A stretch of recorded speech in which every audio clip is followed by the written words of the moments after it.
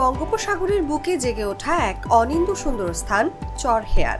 স্থানীয়দের কাছে কলাগাছিয়ার চর হিসেবে পরিচিতি পেলেও বর্তমানে এটি চর হেয়ার নামে বেশ পরিচিত। জেগে ওঠা এই চরের পূর্ব পাশে রয়েছে বন বিভাগের সংরক্ষিত বনভূমি সোনার চর, পশ্চিমে চর তুফানিয়া, উত্তরে টাইগার দ্বীপ এবং এর পাশে আছে চর কাশেম। কুয়াকাটা থেকে সাগর পথে এই চরের দূরত্ব ৩৫.১৯ কিলোমিটার, আর রাঙামালী উপজেলা থেকে চরটির দূরত্ব ১০ কিলোমিটার। পরিচ্ছন্ন আর নির্ঝঞ্ঝাট এই চরে রয়েছে ৪ কিলোমিটার দীর্ঘ বালুকাময় সৈকত। সম্প্রতি কুয়াকাটা থেকে এই চরে পর্যটকদের আনাগোনা বাড়ছে। স্থানীয় একটি এনজিওর পক্ষ থেকে একজন পর্যটন উদ্যোক্তাকে পর্যটন সুযোগ সুবিধা নিশ্চিত করার বিষয়ে সহযোগিতাও করা হচ্ছে।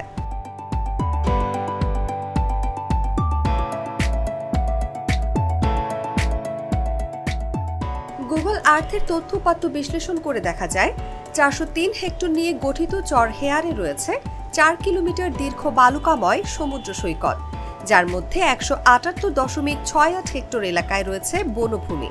বাকি স্থানগুলোতে আছে হাতে গোনা কয়েকটি পরিবারের বসতঘর, কৃষিজমি সহ মাছের ক্ষেত।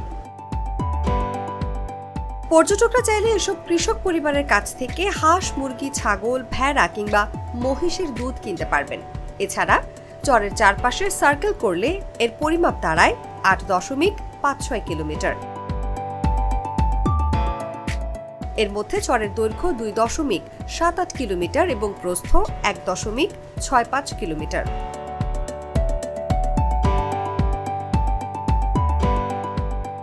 পটুয়াখালীর জেলা প্রশাসক আবু হাসনাত মোহাম্মদ আরিফিন বলেন, উপকূলের দ্বীপ ও চরসমূহে পর্যটন সুবিধা নিশ্চিত করতে এবং পর্যটকদের আকর্ষণ করতে জেলা প্রশাসন সরকারের নির্দেশনা অনুযায়ী কাজ করছে। কিভাবে এই চরগুলোকে আরো ব্র্যান্ডিং করা যায় তা নিয়ে আমরা কাজ করছি।